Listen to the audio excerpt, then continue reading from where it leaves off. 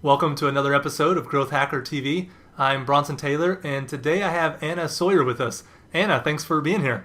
Hi, thanks for having me. Absolutely. So you're involved in a lot of areas of online advertising. There's probably a lot of ways we could jump into this discussion, but let's begin with Trotta. That's the company you currently work with. So what is Trotta and who's it for?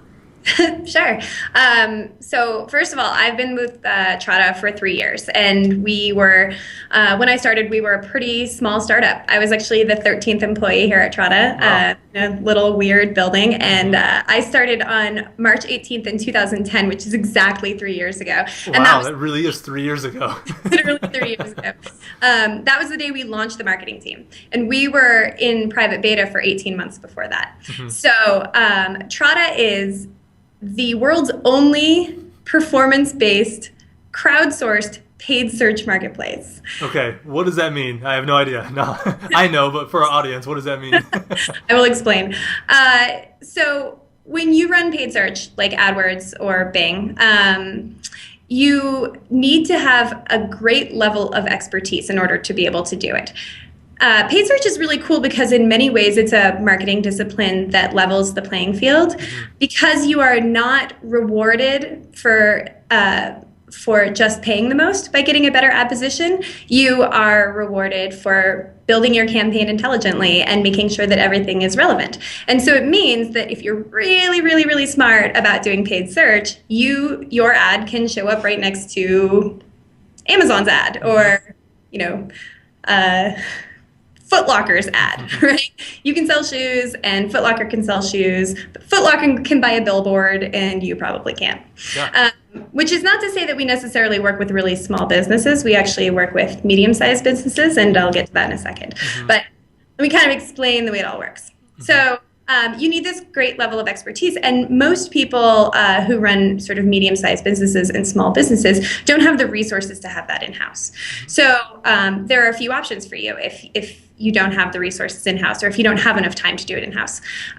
You can work with an agency, you can work with an algorithmic bid management platform, or you can, maybe hire a consultant. And all of those things work for some types of companies. For example, if you're a big enterprise company and you work with one of those bid management platforms, they can work really well because you have this great volume of data. It's called data velocity. So there's enough for the algorithm to be able to make intelligent decisions. If you're a smaller company, you actually don't have that much data. And a lot of times they have budget minimums that are too high anyway. So if you're a smaller business, there are solutions for you as well. There are these small business solutions. But when you're a mid-sized company, you have very sophisticated needs, but you often maybe have what we call the marketing team of one. That's a perfect example of that. Yeah. I don't work on a marketing team of one. I work on a small marketing team where we're all doing a million different things. So, and then the final problem, because an agency can work pretty well with these types of companies, is what we call goal alignment. If you are working with an agency most frequently charges you by charging you a percent of how much of your budget they spend, which means that if you think about it, they're motivated to spend. So Trotta was built on the idea that we want to bring the people who do PPC and the people who need PPC together in one place and make sure that their goals are aligned. Okay, so it's a marketplace for that. It is a marketplace for that, yes. All so right. what Trotta has built is the marketplace. All work is done inside of Trotta. It feeds onto Google and Bing. And what's most important about it is the crowdsourcing aspect. So if you're familiar with crowdsourcing, which I'm sure you are. Well, you can explain it for our audience if you want, Explain how crowdsourcing works with Trotta at least. Crowdsourcing is a relatively contemporary idea in terms of the way businesses run themselves. And the idea here is that many heads are better than one. So if you were to do a job, you would probably do a good job at it. But if 5 people do a job, they're collectively more likely to be better at it. And Trotta there are a lot of different types of crowdsourcing, everything from like 99 Designs and Mechanical Turk. These are often just discrete tasks performed by a large number of people in order to get things done quickly.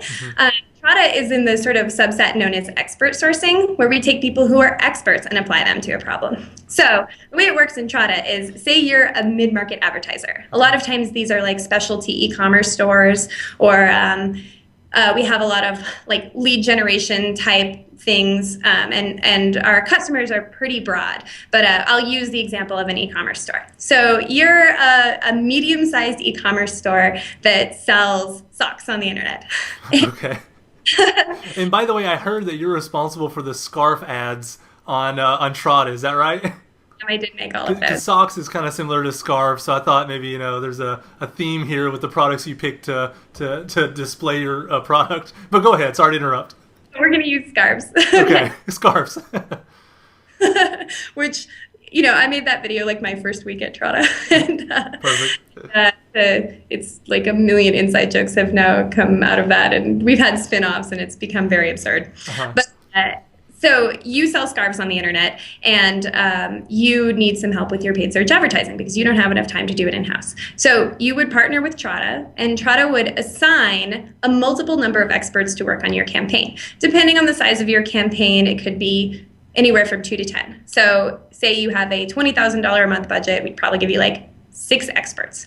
Now, collectively, they go in and they build out this campaign.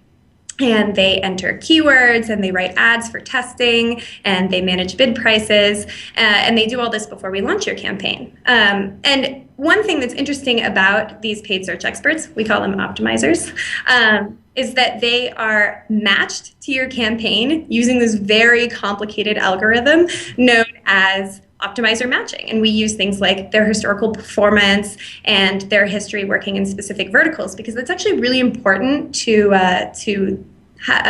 making your campaign work well.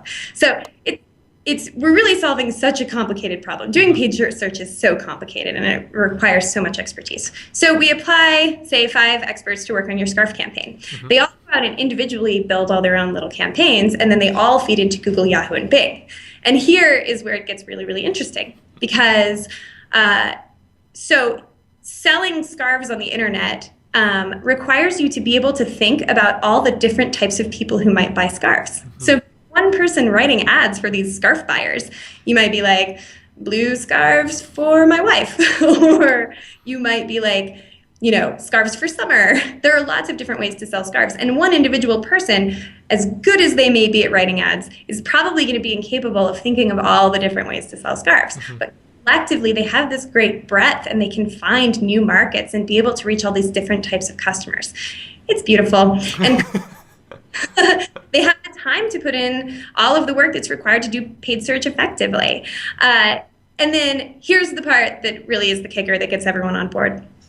Trotta is pay for performance. So you're the guy who sells scarves on the internet. You would work with Trotta to set a target cost per action, which is the amount that you are willing to pay and the amount that's profitable for you to pay to get a conversion on your website or to get a sale on your website.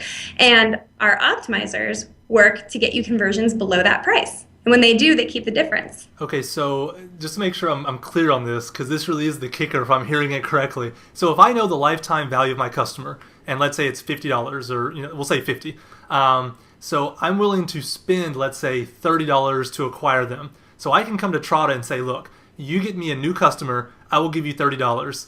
And you say, okay, and then you let other people work on the campaign. If they get me a customer for $20, they just made $10. I made $20 over the lifetime value, and everyone's happy. But you were willing to pay anyway, so you're psyched. Yeah. And so, do you allow people to come in with realistic numbers, or do you just force them to barely eke out a margin below their lifetime value of the customer? Do you work with them to allow them to make money? So that's a great question. The thing is, the optimizers make money when they beat the conversion goal. Trotta also only makes money when we beat that conversion goal. Okay. So we make sure when we partner with a new company that we know that we can beat their goal. We set what I would call an attainable goal, and then we won't set some crazy goal, because then the optimizers won't work for them. They'll be like, no, no way, right? And then actually we very often work on bringing that CPA down over time. So if you set $30 and our optimizers start getting conversions for $5 and pocketing $25, mm-hmm. we you to move that CPA down. And we see that happen over and over and over, because if you've been doing search yourself in-house or using a different tool, a lot of times you feel like your campaign has been fully optimized, but you haven't had that great diversity of thinking that's allowed you to really optimize below that price. And so a lot of times we can really, really help people's ROI. A lot of our case studies, we've brought people's CPAs down by 50%, or we're getting them the same number of leads and they're spending half as much. And the thing is, that makes us happy too, because that's how we make our money. Yeah. Tell me about some of those companies that you've brought down, 50% or whatever. What are some things you've done for some of your clients? Sure. Yeah. Well, like I said, we work with a lot of different types of companies. So the two case studies that I prepared to talk about it today, one comes from the e-commerce side and one is on the lead generation side. And as I talk about them, you'll kind of see some of the other types of value that come out just beyond beating your CPA and taking all this time off your hands by having someone else do all the work. Okay, so the first one is called MyCard. MyCard is a pretty cool company. They're out of the UK, and they essentially do web security. So what they have developed is a product that allows you to prove who you are online. This can help you with things like dating and banking. And what's interesting about them is that they have an in-house team that was doing PPC. We work really well with in-house teams. We're definitely not a replacement because we do need that in-house team that's knowledgeable about search to do the high-level strategy and to interface with the optimizers and to sort of drive the campaign as a whole. So one thing that's fascinating about MyCard is that they use search not just to drive new customers, but also to test new markets. So they're out there writing a whole bunch of different ads for different types of use cases for their app, and it's actually driving their product strategy. And before they used Trotta, they had a pretty small A/B testing situation going on. But when they started working with Trotta, they were psyched because the Trotta optimizers, who are creative enough collectively to think of all these different potential uses for MyCard, are now able to go out and test new markets. And they use it to determine where they go next with their product. Yeah, no, that's great. That's a great example. I like how you said it informs their actual product because you don't usually think about the marketing informing the product side of things. So that's cool. I like that. Like the world's biggest evangelist for the idea that paid search generates immediate relevant data that you should use for everything. It is so valuable. Paid search can bring people to your door, but it can also tell you what messages make people excited or what people click on you. There's so many things to measure. Yeah, absolutely. The other company is on the other side, the e-commerce side, and it's called Dr. Vita. So Dr. Vita is a company that manufactures and sells vitamins and health and nutrition products and stuff. And they have a great value proposition because they ship directly to the consumer, and so their stuff is pretty affordable. After I interviewed Seth from Dr. Vita for our case study, I was like, so should I be getting my vitamins from you? And now I do. Yeah. So this is a really interesting story as well. So in addition to the sort of old standby value props that Trotta offers, the goal alignment and the fact that it saves Seth time because someone else is doing the work. So this is interesting. In the vitamin and health product industry, sales are directly affected, and believe it or not, this is totally a real thing, directly affected by what television doctors say on TV. So here's an example. Very, very nimble about what products are going to be successful right now. Because Dr. Whatever will say, hey, take this supplement, and suddenly sales will go completely berserk. So when they were doing search in-house, they would all have to scramble to build all this stuff. And like somebody would say something at 7 p.m. and suddenly all the people in America would be buying the new whatever. And now, because they use Trotta, Seth can just write on the optimizer wall, hey guys, new product is this, write some ads for it, please. And because there are 7 optimizers on that campaign, and some of them live in Europe and they live all over, somebody will get that message. And he said sometimes people are writing ads and they are launched on Google within an hour. Wow, that's great. Yeah, so if you're in a quick moving industry, you might not be able to move as quick as your industry, but the collection of experts can. So that's great. I like that. I pulled out kind of some of these edge cases to show some of the other, it's not like every industry is like when Dr. Whoever says you need to buy this vitamin on TV, you need to be, but a lot of companies maybe have new products that are coming out. We also work with a really cool company called Pure Fix that sells like fully assembled Fixie bicycles. I'm really familiar with them. They're a customer of ours. And, they're like, oh, new glow-in-the-dark bike.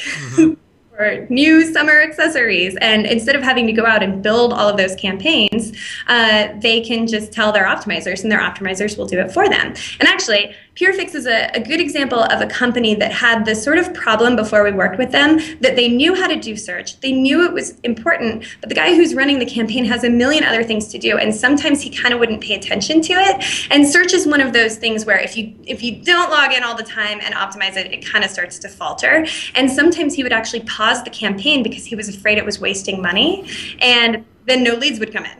Mm-hmm. So now he has this consistent drumbeat of leads or sales, which is really, really important for his business. No, those are great. Those are great case studies. Now, I was reading your Twitter bio, and it says that you are a content queen at Trotta, right? I'm sure that's one of your many titles. Tell us, what is a content queen? Okay, well, as I'm sure you're aware, there is a trend right now among sort of unsupervised people at companies that they can pick up their own title. I wouldn't know anything about that. My title at one of my companies is Dumb Punk. So that for your Twitter bio or your page. But so I have a pretty, I would say, non-traditional background when it comes to having the job that I have.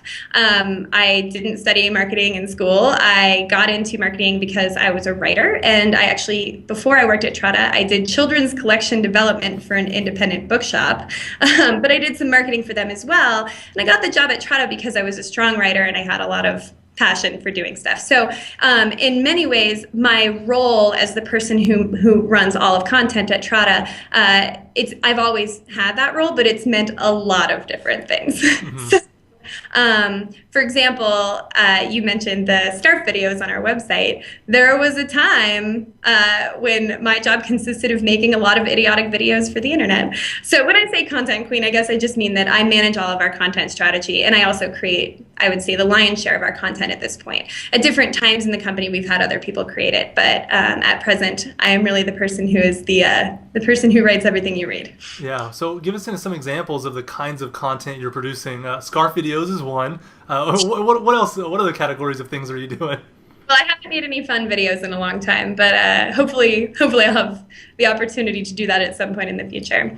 As our marketing organization has evolved and matured, and we really have changed a lot since we were 13 people in that weird little building, we are really focused now on things that are measurable and that directly move the needle. And I know it probably sounds boring, compared to all the fun that I used to have, but it's incredibly rewarding to see this work. So to give you an idea of the way the marketing team is structured, myself and then my coworker Alex really sort of are the ones who drive all of the programs. And Alex does, she's sort of the more on the analytical side, and I'm more on the creative side. And so a lot of what I do is we develop programs together, and I provide the creative, and then she tracks them and builds programs. So a big example is email nurture. We shifted a lot of our marketing from inbound to outbound because it just turned out that it was a better choice for our company. So a lot of what we do is we acquire leads and we nurture them, and it has become immensely successful. So a big part of that is writing and testing email content. A lot of it comes from the sales team, and then sometimes it's actually marketing content stuff like assets and white papers and whatever. But the one I really wanted to talk to you about today is webinars. Mm-hmm. Webinars have always been huge for us. I have actually developed, produced, hosted, starred in everything, over 50 webinars for Trotta. Wow, 50. And it's a huge amount of work, but it's immensely valuable. Webinars are so multidisciplinary, and they're also so multifaceted that just by their nature, they produce a lot of stuff. And that stuff is very reusable, and it's also appealing in lots of different ways. So if you think about the different ways that everyone absorbs information, some of us would prefer to watch a video, and some of us would prefer to read an email, and some of us would prefer to get a phone call, and some Not of me. us No phone. When my phone rings, I'm like, what's that noise? Exactly. Yeah, but I mean, everyone works in different ways. And one of the things about webinars is that webinars naturally just produce all this stuff. So let me see if I can even list it all. First of all, let me point out that after doing 50 webinars, I have it down to a science. And I work hard to squeeze every last drop out of all the work that I put in. So you create a concept, and sometimes you work with a partner. And that partnership itself is very, very valuable for a number of reasons. Depending on the partnership, it can draw attendance. So we did a webinar with Google. People are like, Google webinar, I'll come to that.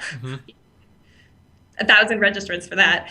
But then also, because you're working with a partner who has a different perspective from you, they also inform the content. So that's great. So you have this initial block of people who decide they want to come to a live webinar because this is a thing they do. Because even though I do webinars, I don't go to a lot of webinars. Webinars are not the way I learn, interestingly. But of course, I go to some. But so we have this group of people who sign up for a webinar. And sometimes the value is in the fact that we have sent this to our sort of house list, and we have nurtured them, and we have reminded them that Trotta exists and that Trotta is a thought leader. And sometimes we might use like a cost per lead program to bring people to our webinar. So this brings in new leads. And if we work with a partner, a lot of times they market to their list and we get their leads. So you have this initial value right here, all the people who come to the webinar. Then you have all the people who look at the recorded webinar recording. And I do this in a couple different ways. I post the actual recording online, and then I share it with everyone who came to the webinar and everyone who wasn't able to attend. I also cut the webinar up into clips because some people would prefer not to watch an hour-long webinar. They just want to see the 5-minute clip where I go totally ballistic about enhanced campaigns. There you go. This is a true story from last week. We also often publish a white paper just with that content as well. May as well, we just researched all this stuff. We may as well just create as many things as we possibly can. Now, this valuable asset, the white paper, which I can use in email campaigns, and I can put it on our blog, and I can put it, on the website, and I can put it behind a lead form, and I can do just essentially a bajillion things with it. Have all these different types of value. And then also over time, because we've had so many webinars and because so many people come to them, we have this sort of cachet as well. So people come to our webinars. So trying to think if I'm missing anything. There are SlideShare. You put them on SlideShare too, don't you? Yes, right, exactly. Well, thank you for that. So it is immensely valuable to create something that is so multidisciplinary, and it also allows us to align all of our other campaigns around it. So for truly integrated marketing, we have a banner ad on our blog that talks about the webinar, and our email campaign may mention it, and we inform the sales team. So if they talk to someone that they think might be interested in coming to the webinar, or if there's someone who's not really ready for Trotta, they can put them on that webinar nurture list. It's a whole thing. Super valuable. Now, I will say I don't think webinars are for everyone. For one thing, they're an immense amount of work. And when I first started doing them, they took even more time because I didn't really have it down to a science. And, I think they're probably stronger for more verticals, or for certain verticals over others. It works really perfectly for us because a big part of people coming to Trotta is us establishing ourselves as thought leaders. We are the people who know all there is to know about search. Come to us. When you're ready, let us do it for you. No, that's great. Thank you. Well, let's actually talk about a few of your webinars here. So you mentioned the Enhanced Google campaign in one of your webinars recently that you freaked out about. What'd you freak out about? Now I'm interested. So, this is something that is very topical right now. Google makes a lot of changes. They actually change their algorithm over 500 times per year. But every once in a while, they make an announcement that makes it causes a huge kerfuffle. And Enhanced Campaigns is one of those announcements. And this announcement was made, I want to say, just about a month ago. And there is actually a clip of me talking about Enhanced Campaigns, and it's like 11 minutes long. So I'll do the 2-minute version right now. Perfect, yeah. So essentially, search marketers who are relatively advanced, and I would say, the upper 70%, the 30% down here build really basic stuff, and then everybody else does these, is up here, have been knowledgeable about the idea that mobile search is really important for maybe a couple years. 2 years ago, nobody cared about mobile search. Over the last 2 years, people have been like, all right, we have to strategize around mobile search. And there are a few reasons for that. One is that at this point, something like 1 in 4 searches is on mobile. So, you kind of have to think about the fact that people who are searching on mobile think differently. They're looking for shorter ads. They're typing in shorter keywords. A lot of times the action they're looking for is different. So if you're searching for pizza on your phone, you're probably looking for a phone number so you can call it up and order a pizza, right? Whereas if you're at home searching on your desktop computer, your behavior might be different. So Google released this thing called enhanced campaigns. Well, okay, so let me actually first say that search marketers love best practices and optimization and setting stuff up in all sorts of crazy ways. And so over the past couple of years, since mobile has been such a big deal, there are all these best practices about how to set up your mobile campaign. And everyone, including Google, has said keep them in 2 separate campaigns because click prices are different and everything works differently and the action is different and blah, blah, blah, blah, blah. So about a month ago, Google was like, all right, guys, in as few as 4 weeks, and by June, there will be no more splitting up your mobile and your desktop campaigns, and we are going to force merge all campaigns. And they're like, we're doing this for a good reason. We're actually doing this so that you can have more visibility into the way that people do things. And their idea here is actually that the way you use your cell phone is no longer necessarily indicating that you're out and about. And it's also not true for tablets. And like they're basically saying user behavior is changing and this is supposed to support that. Now, a big percent of the PPC community was like, because they think they're losing control, and that may actually be true. And also they're like, we spent all this time setting up all this stuff and writing a million blog posts. Mm-hmm. And this is fundamentally changing the way everybody is going to do their campaigns. So I'm not going to educate you about it right now because I could go for a million years, but you can totally go to the Trotta website and learn all about it. And that's why webinars are important, because you have something to refer people back to. You've already created the content, and it can be an inbound source of leads. That's great. No, thank you for that. And it's good for us just to be on the cutting edge of kind of what Google is doing. So thanks for informing us. Yeah, my pleasure. And I wanted to ask you about one other webinar that you did, because I was actually looking through your webinars, and this one really stood out to me. I think you did it about a year ago, but it just seemed like such good, practical, timely advice. It was kind of the advice that just kind of stretches across changes that Google might make or something like that. It was kind of base level, you need to understand high level kind of advice. And you titled it Big Fat Marketing Mistakes, right? So I want to end this interview with you walking us through those 10 things just briefly, the 10 things on the big fat marketing mistakes. I think the first one was you don't know your goals. So go ahead and start there. Okay, well, let me preface this by saying these are mistakes that everyone makes. Like, it's not like I'm pointing out some bozos who are making mistakes. The truth is, marketing is really difficult, and it's difficult to hold all those balls in the air, and it's difficult to measure everything properly and to set things up correctly and to work on a team with other people who are doing other things. And the truth is, even very sophisticated marketers make these mistakes, and I can guarantee I've made every single one of these. Well, thanks for the humility. Wait, what was the first one? I think you don't know your goals, I think is the first one. Okay, so this is a very basic one, and yet this is one that we see all the time. Understanding really basic goals about your business is the first step before you even do any marketing. A lot of times we, at Trotta, meet up with businesses who are like, okay, I'm ready to do PPC. And we're like, okay, well, how much is a conversion worth to you? Or what is the lifetime value of your customer? Or what is your average order size? And if they don't understand these going in, there's no way to know if they're being successful. There's no way to improve. And it also means that they probably don't have a measurement system set up. So a very fundamental first step is to make sure that you understand your business well enough to know when you're being successful and to make sure that you have a way to measure all the work that you're doing. Yeah, absolutely. And then that kind of leads into targeting everyone is the second mistake, the big fat marketing mistake. Sure. So, I mean, this goes back to everyone's desire to make everyone happy, or maybe especially in a startup type of situation. I think a common pitfall is to take any customer because you're just so happy to have any customer when potentially you actually probably can't serve every type of customer that well. So I would say hands down one of the most valuable projects, possibly the most valuable project I've ever done.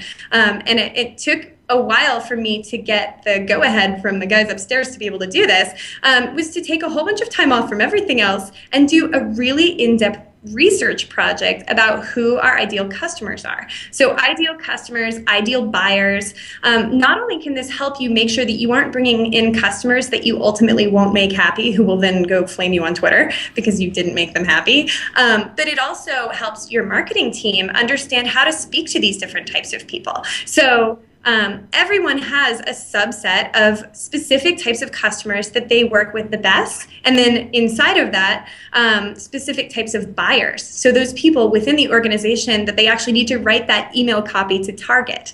And I think a sort of example of this is, we work with a lot of different types of marketers, but because we work with mid-sized companies, sometimes the person who does the paid search is the founder of that company. I mean, and he's been running this business and he's an entrepreneur and he does the search himself. But sometimes we work with like a marketing manager, someone who looks like me. And when you write emails for them, they're totally different emails. They also care about different things. This chick is like, I just want to make my boss happy and I have a million other things that I'm doing right now and I don't want to be replaced. And this guy is like, I don't want my business to fail. So you think about those things in two different ways. And I think a really common mistake is to be like, well, everyone that we send emails to wants better search. So you send an email that's like, better search? We can do it. That's too vague. And understanding your buyers allows you to write much more targeted messages. No, that's great. That's perfect. And then the third one is you don't follow up right away.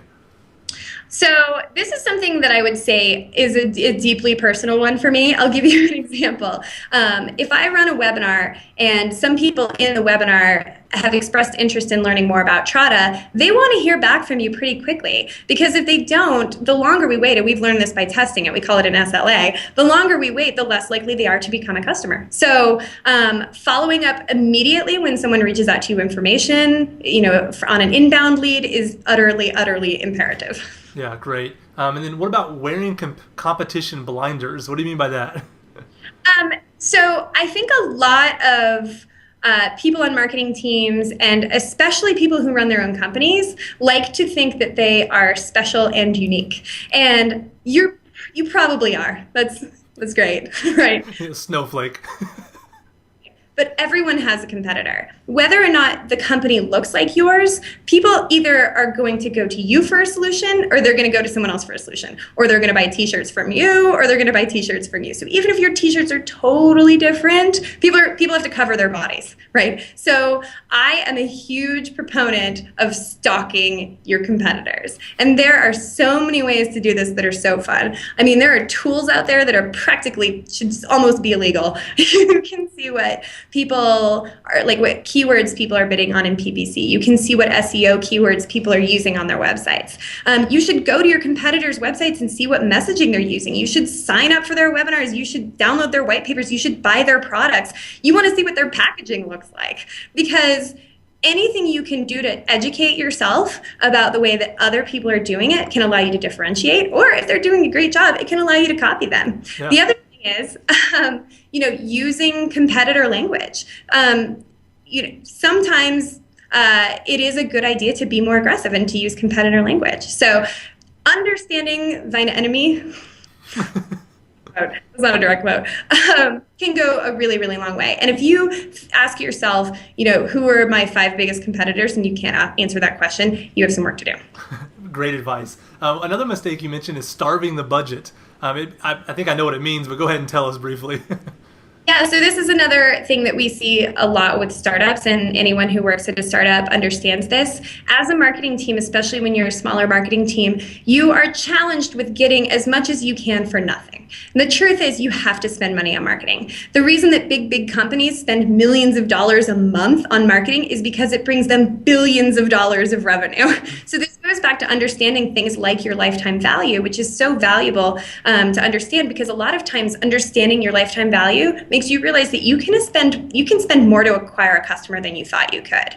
And as a marketer, especially a marketer on a smaller team, you need to empower yourself with this information, largely so you can go and ask your boss for money. So not spending any money on marketing is a total fool's errand. Thinking that things that are free are going to be better for you is not true at all. Like SEO is free, but SEO is a full-time job. So I'm not saying SEO is not important. SEO is very important, but SEO isn't free. And social media, it's not free because someone has to do the social media. So a lot of times paid programs can actually be cheaper than free programs. And understanding that and understanding that you have to spend money to make money and being empowered to go and tell the people who aren't marketers, who are the ones who give you money, is super, super important. No, that's great advice. You also mentioned it's a mistake to count on one touch point. What does that mean? Well, I think a lot of times we look for programs that will bring us a sale, or programs that will directly bring us to a customer who is ready to buy. But don't forget that a lot of times customers need to be educated about why you're the best solution or the best product, and most customers are not necessarily ready to buy. So there's this very old school marketing idea that you need 5 touch points, and whether or not that's actually true, and of course it may be true for your business or not, it's a good idea to try and touch people in lots of different ways. So that's why we suggest things like, if you're using a paid search campaign, also use retargeting or supplement it with display advertising. Display advertising can increase paid search by like 20%. It just gives you this lift. And so understanding the value of these programs individually, but also collectively, is really, really important. And touch points could also mean, sending people emails and nurturing them and doing all sorts of different things, or targeting different stages of the funnel. So if you think of it from a paid search standpoint, you're going to write ads for people who are ready to buy shoes by writing an ad for Nike, whatever shoe that they're ready to buy. But you're also going to write ads for people who are thinking that they might need to buy shoes someday. A lot of times people need some convincing. So spending time on marketing campaigns that are not a direct, action to sale can really go a long way towards helping you reach a more wide breadth of customers, and then also more customers overall. No, that's great. The next one is not as obvious to me as the other ones are. You say it's a mistake to sell only to your new customers. I thought that was the only people I was selling to. Explain that to me. Well, don't underestimate the value of people who are already your customer. First of all, they probably already like you. And so the idea of remarketing is something that can be immensely valuable. It can be something as small as putting on your thank you page. So say I buy a scarf from you. Back to scarves, yes. You click buy, and then there's thank you for ordering. This is a good opportunity for you to give me a coupon for next time. Or for you to put a social media button so that I can share it with my friends. Or, from say you run software, you sell software, and you are my loyal customer for my personal banking software. I don't know why I picked something so boring, but you gotta count all the money you made from scarves. Right.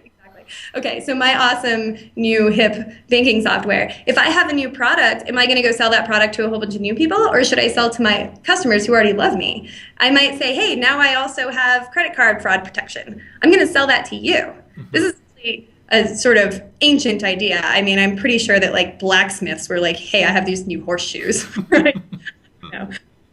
That.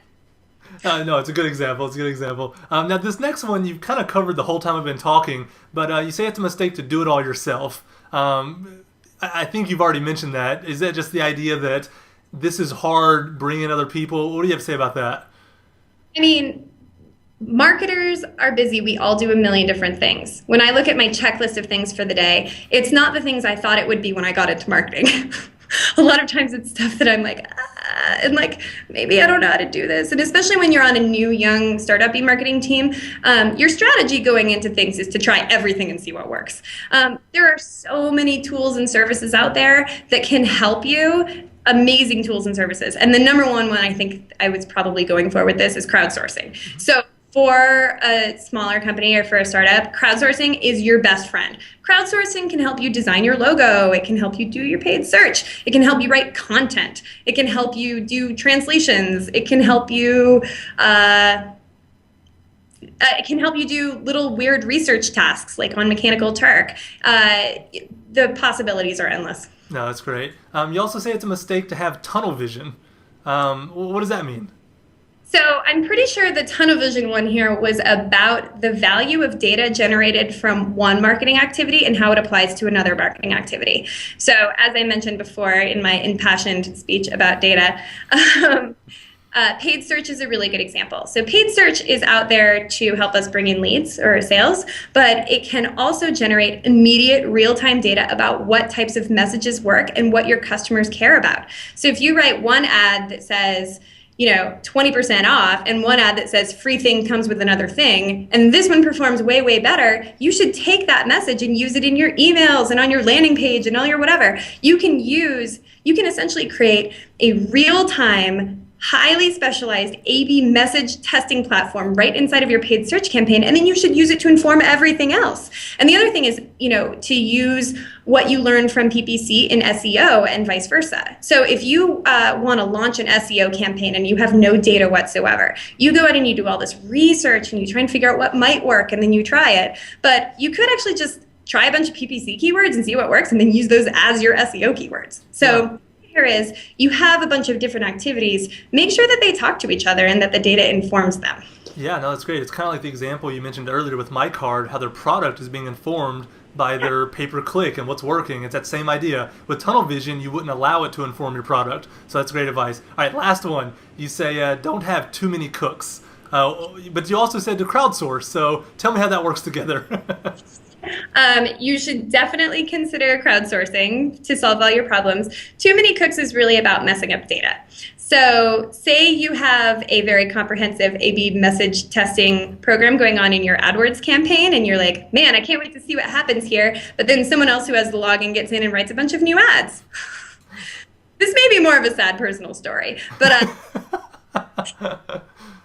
that when you're, especially on a team that's very sort of, everyone's doing a lot of things together and you're really trying to like hustle and make things happen. I mean, working on a marketing team is like a race all the time. It's never chill. And a lot of people are always trying to like help each other out, and Anna's on vacation, so I'm going to mess with her campaign.